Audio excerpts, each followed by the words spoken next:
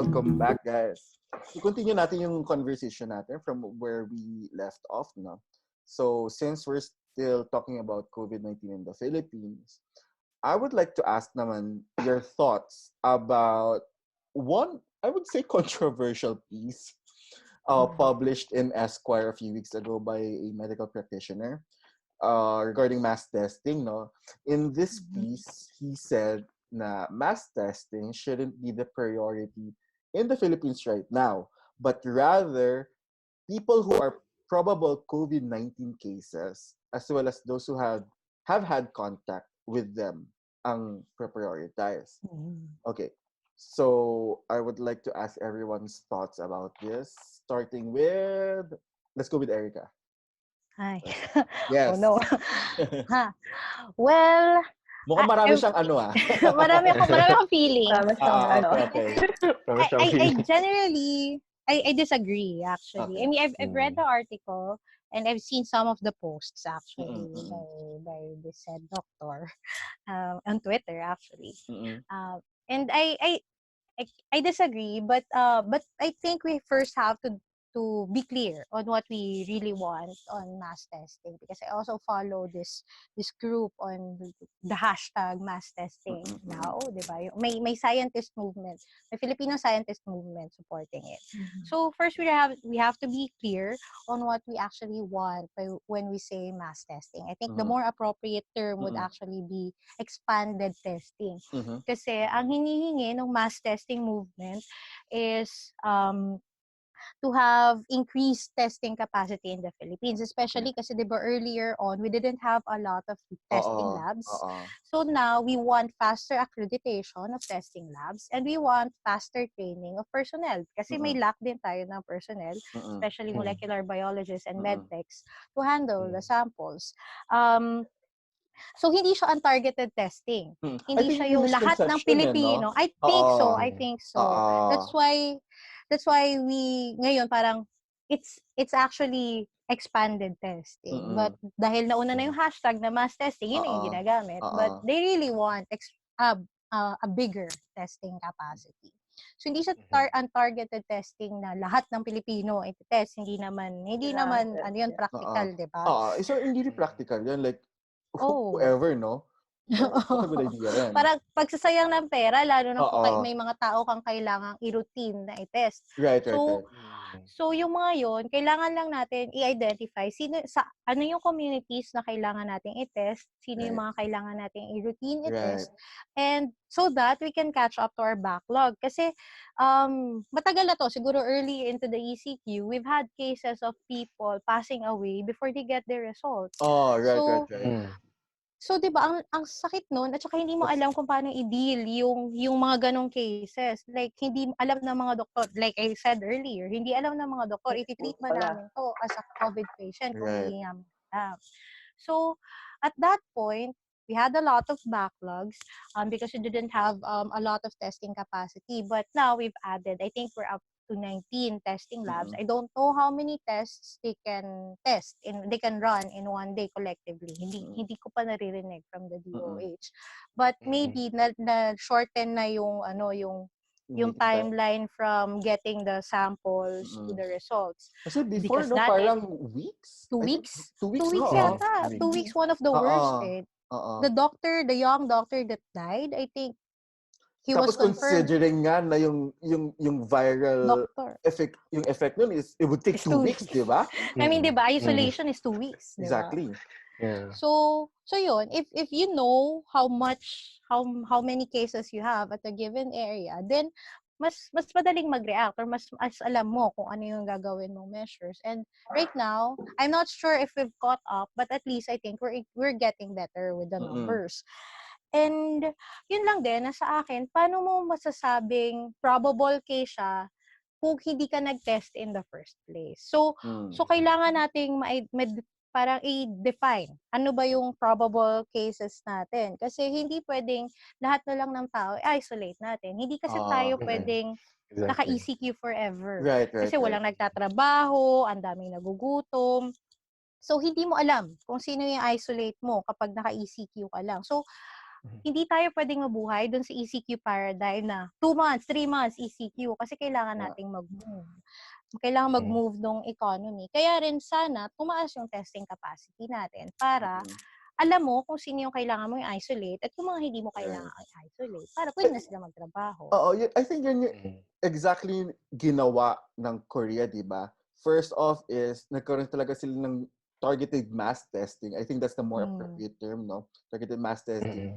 And then, hindi naman talaga sila nag-impose ng nationwide lockdown or even, I think even nung kasagsagan ng COVID spread, like for example sa Daegu, I think even doon wala silang no?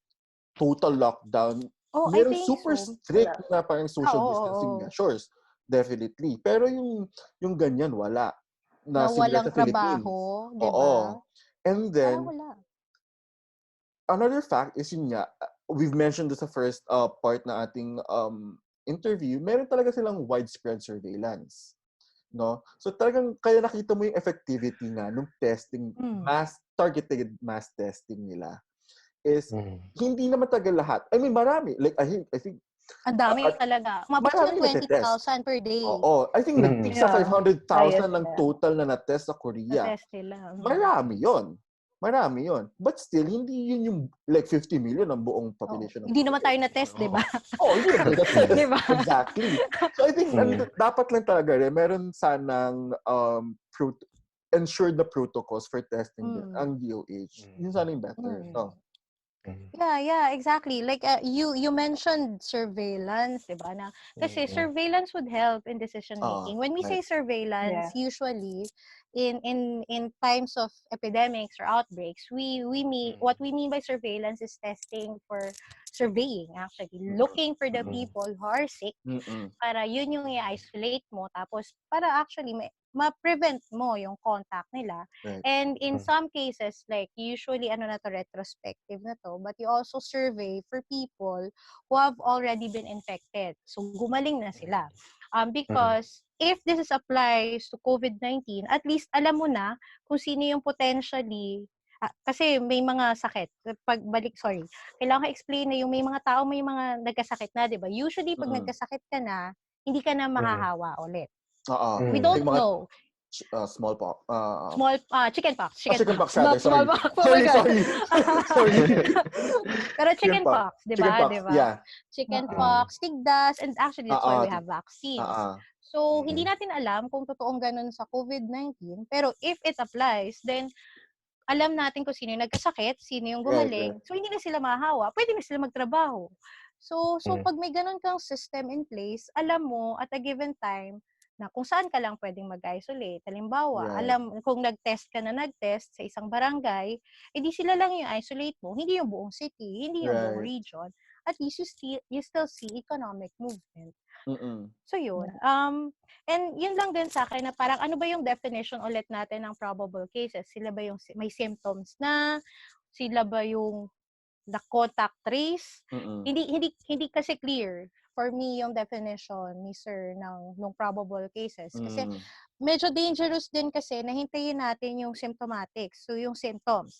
Meron tayong tinatawag na asymptomatics. So wala talagang symptom at all. I think yung sabi, 'di ba? Yung sabi lang nila, minsan may mga ilang araw na walang panlasa pero walang ubo, walang lagnat. Meron din tayong tinatawag na pre-symptomatics na siguro mga 7 days or 7 to 10 days na since na-expose sila, wala silang symptoms. Tapos, iti-test sila within that time. Tapos, after a few days, saka sila magkaka-symptoms. So, pre-symptomatic sila. So, these people, if we go out, again, of the ECQ paradigm na we go to a normal na yung mga tao nagtatrabaho, like here in Korea, if you don't test early, ang dami nang nakasalamuha, ang dami nang nakahalubilo nitong mga taong to para balikan mo. So, doble yung trabaho ng mga taong nagko-contact trace. Tapos, ang laki pa, so, pwedeng nag-explode exponentially yung mga contacts pa ng mga taong to. Kung hihintayin natin na yung symptomatics, tapos yung sinasabi nga natin na minsan tayo rin, ang mga Pinoy hindi gustong nagpapa-ospital. Oo. 'Di ba? Parang hahanap mo na sila ng ibang bagay, ng papatawa, papaabularyo, 'di ba? Ang taas-taas na ng lagnat mo tsaka ka pa magpapa-ospital. So kung hihintayin mo 'yun, 'di ba? Ang tagal na, ang dami nang nakahalubilo nung taong 'yun. So, yun lang, na parang we really have to try to test early so that we can identify early para rin talagang ma-mitigate natin yung infection. As Larry Brilliant said, Dr. Larry Brilliant was one of the people who ended smallpox. Okay. So, smallpox is a really deadly disease. He said, like the mantra for terminating or ending a pandemic or ending a disease should be early detection, early response. Kasi nga, you cut off the chain of transmission very early on para konti na lang yung trabaho mo at konti yung chances na ma-spread pa sa iba. Kaya yun lang, na parang sana, we really do testing.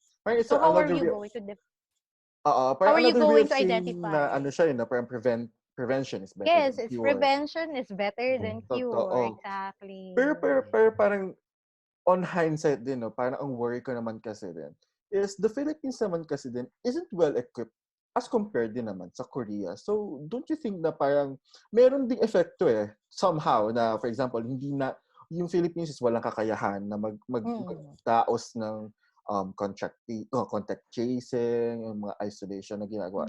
Similar to Korea, di ba? Yeah, actually, exactly. Kasi I think that's one of the reasons why we cannot rely heavily on contact tracing, the human dependent. Kasi nga, like for example, sa Korea, I think we've mentioned this early, we use the credit cards.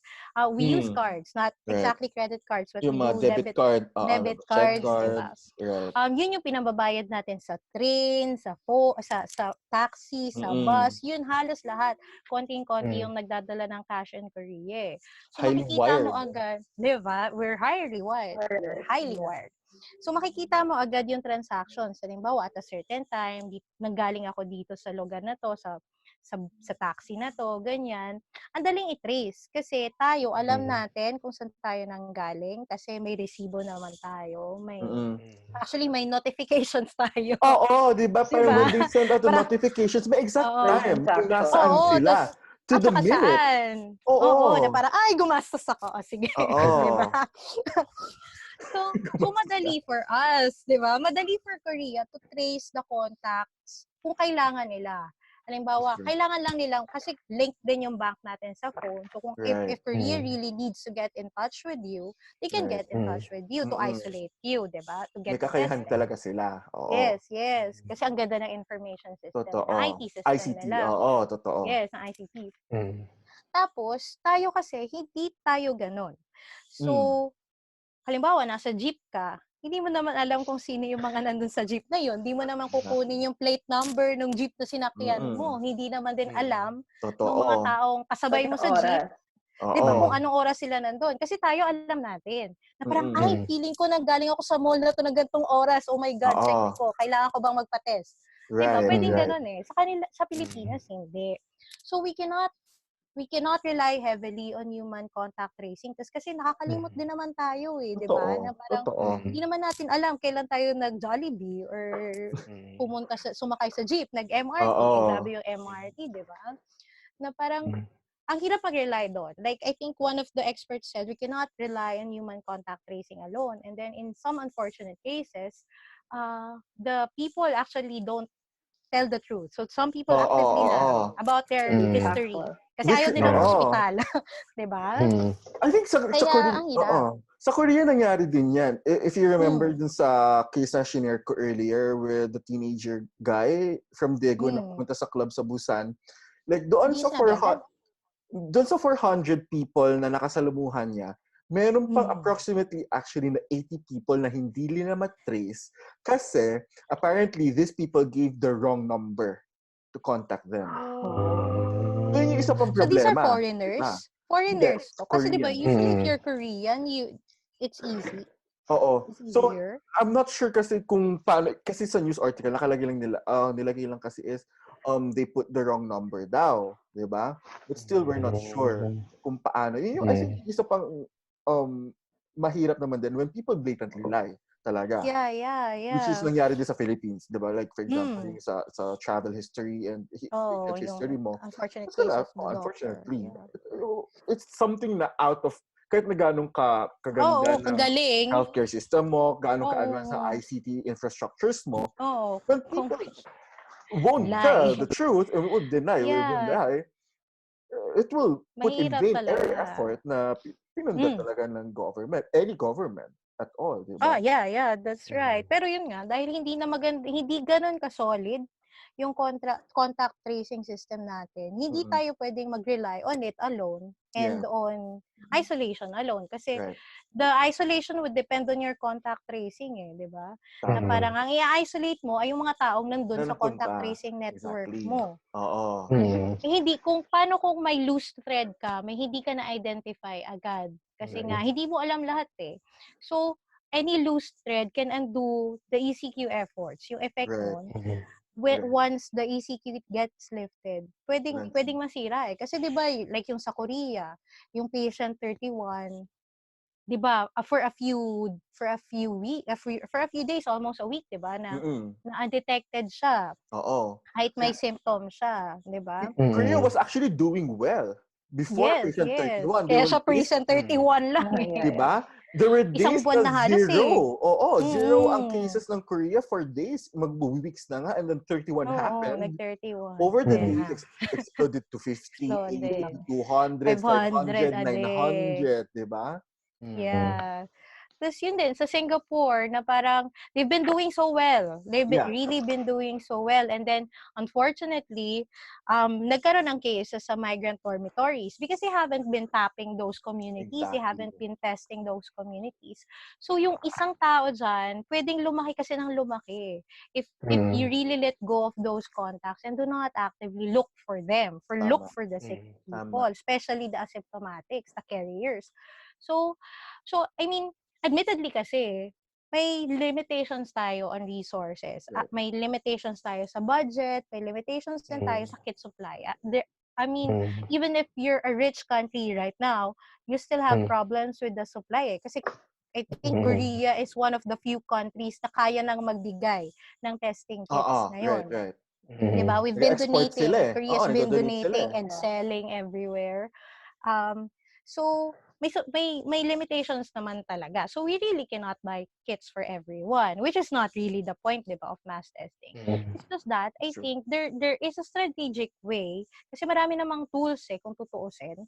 There's a strategic way of combining these things that are available for us para magawa natin yung kailangan natin gawin to isolate the sick, or to isolate the COVID cases. I mean, testing, contact tracing, isolation, and testing go hand in hand. Kailangan talaga lang natin ng strategic testing approach na matitid para ma-overcome tong isyung to. One of the suggestions that has been put up by scientists, and actually some of the friends I know, some of the people I know, some of my friends actually, sabi nila, bakit hindi tayo mag-pool ng samples? I think there's already been a study done on it, and Germany and New Zealand are looking into it. So that's one of the suggestions. And Senegal supposedly has a really cheap test. Yung $1 yung $1 test ng Senegal. Tapos kasi Institute Pasteur. So Pasteur Institute. Yung nag-design. So they're really good. So we might actually want to consider it. I mean, sana informed yung decisions natin for any strategy, since we have experts, probably naman, which the government can consult. And maybe we start looking at our cheaper options without sacrificing like siguro, rather than looking to Korea as a model, they can take like Senegal and probably Vietnam. Vietnam has also been doing well. Diba? Parang mag-lift na nga yata sila rin ng social distancing measures in the I think so. right? So I think since if we compare kasi naman Korea, mahirap i-compare talaga Grabe tayo naman sa yung Korea, di Korea. ba? Like, we can compare ourselves to yung sa mga more similar situation, like socioeconomic status na countries, like, Vietnam or Senegal, di ba? At least, we can take lessons from there sana. How about you, Pawi and Ray? Anong masasabi? Ako, with enough resources, I'm okay with mass testing. Right. Yun nga, as long as we have the laboratories and health centers, pati hospitals, as long as we have the enough capacity in terms of having personnel, equipment to do large-scale testing. Kasi, if you're after epidemiological surveillance, we have to push for mass testing. Yeah. I think, tapos I would like to add din, no? Also mentioned doon sa article. Yung sa article niya, sasabihin ko na meron siyang concern si medical practitioner about false negatives sa mass testing. No? So, what can you say about that? Sige, Paula. Regarding naman doon sa having false negative results, it may be due to how the samples was acquired or maybe a problem with how the samples were processed. So, dalawa lang yun. Either way, if a person shows obvious symptoms linking to COVID-19, the doctor may recommend retesting or the patient themselves may request for another one to verify the previous test. Actually, ang retesting niyan about sa mga false positives. Mamaya, feeling ko ma-discuss din natin yan. So, tapusin muna natin tong part na to. And Ray, what's your thought?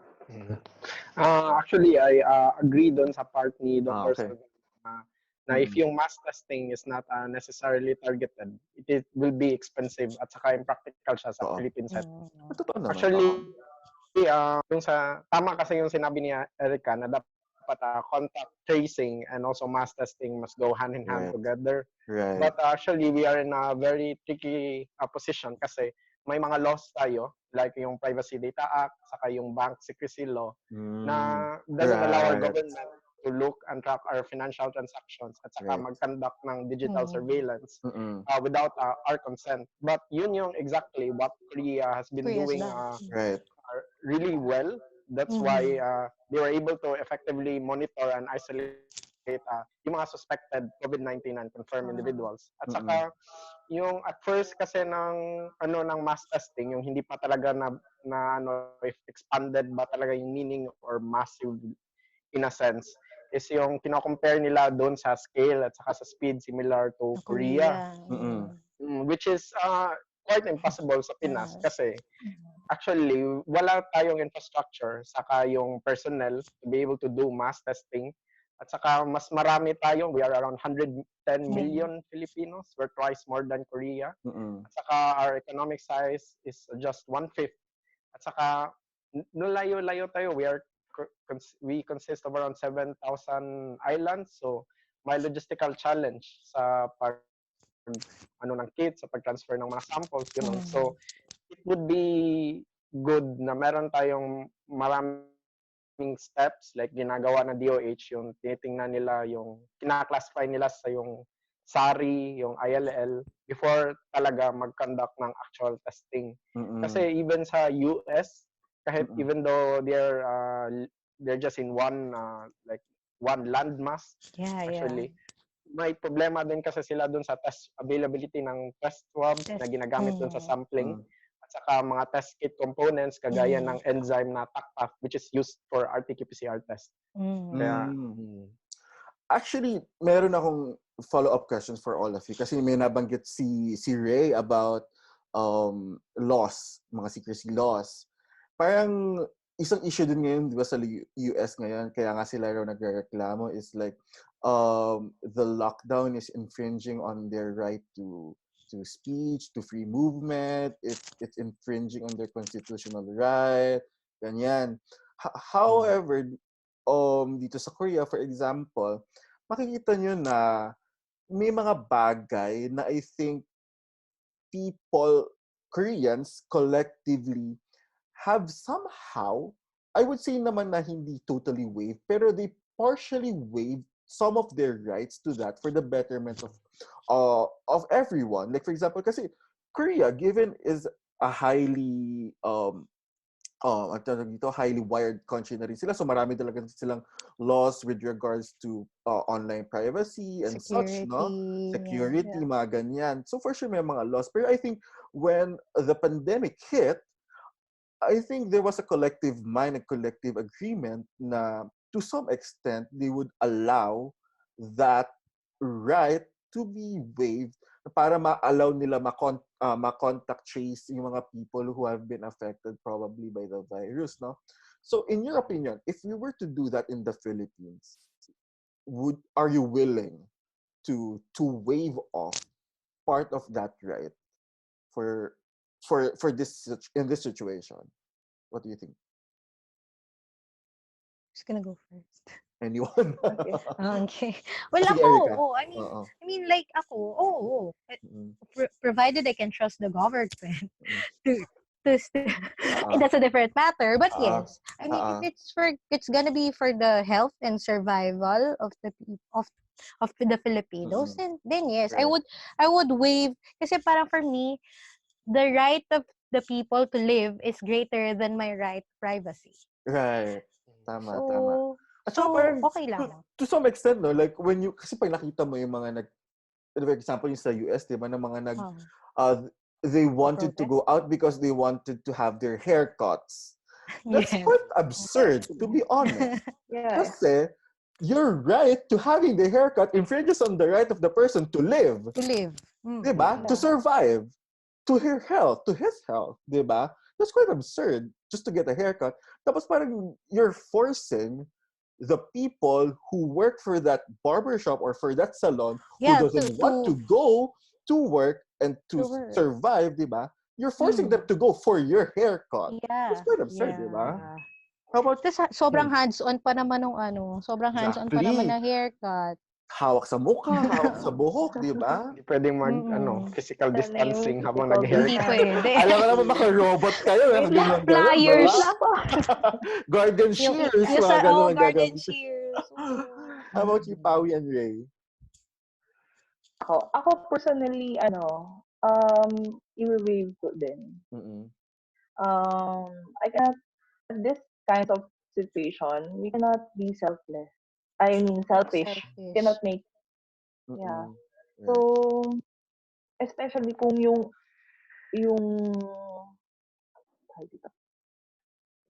basta yung thought ko. Yung sa privacy. Okay like, lang. Waiving, okay lang.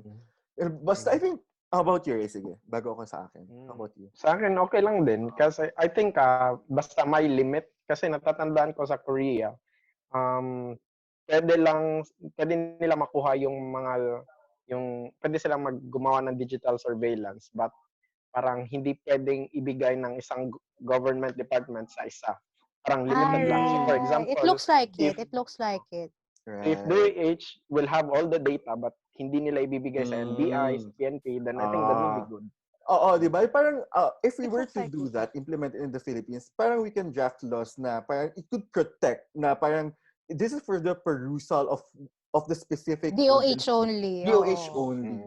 And the use of other departments would be like unconstitutional, mga ganun. If we were to draft something like that, I think that would be good then, no? Papaano. So I think, it's more of a, like sabi nga ni Pawi, no? It's being selfless na lang din talaga. Because it's about, pandemics is about everyone. It's not about just yourself. It's a survival of everyone. Hindi porket walang healthy sakit ka. ako. Hindi porket healthy ako, hindi sabihin na healthy na rin talaga to katabi at hindi siya mahahawa, di ba? At saka yung nanay ko, lola ko, na vulnerable, di ba? Exactly. Na parang kahit kasi mukha kang healthy, pwede ka pa rin namang carrier. So, exactly. Like yung mas sinasabi natin ng mga asymptomatic at pre-symptomatic na mga patients, di ba? We can never be too sure. Mamaya nga yung mga yung sa US na yun, for ng mga nag-protest na yun, baka meron na pala. Asymptomatic na yung mga tao yun, di ba? Kasi I think there was a study in New York, around 80% really were asymptomatic. So, ang taas nun. I think the highest. Right now, in the US, yeah. Like, I think they're approaching 400,000 or like mas sila of confirmed cases, di ba? And then they passed 1 million cases na sa US lang ba? Or was it the whole world. US passed 1 1 million. million na, di ba? So I think to some extent, yung ideological lines din sa US to some at least no, medyo makikita mo yung division niya doon di ba? Yeah, medyo divided talaga sila as compared to sa Korea na for the betterment of everyone talaga. Like even yung mga political parties dito. Talagang makikita mo yung differences ng Western at saka Eastern minds right now. More actually, yung mask, yung mask pa lang. I was gonna say that. Oo, parang meron ding bagong tawag dito. May bagong article din ako nabasa earlier na parang there is a shift of power now na makikita mo yung quote-unquote Asian excellence when it comes to dealing with things. Kasi more, as sinasabi nila, is parang the shift of power, sa balance of power throughout the years has been like in a pendulum swing, no? So the past 1,000 years nasa Asia, tapos when Asia and when Europe and the US started asserting their dominance, nag-shift naman yung pendulum towards there. But now nakikita mo sa pag-handle ng pandemic, where it shifts back to Asia with like China exerting soft diplomacy with yung mga pagpapadala nila ng mga kiss, and then Korea, Taiwan, Hong Kong setting the bar. Vietnam even. Vietnam, New Zealand setting the bar for how to deal with pandemics. Makikita mo na merong ulit shift sa power or sa global power towards Asia, 'di ba? Parang I think is it time for Asia to take the helm again, diba? Can't tell, but I think. But right now, Asia's been doing great. Kahit na sa atin actually nag-start yung pandemic. Asia's been doing well.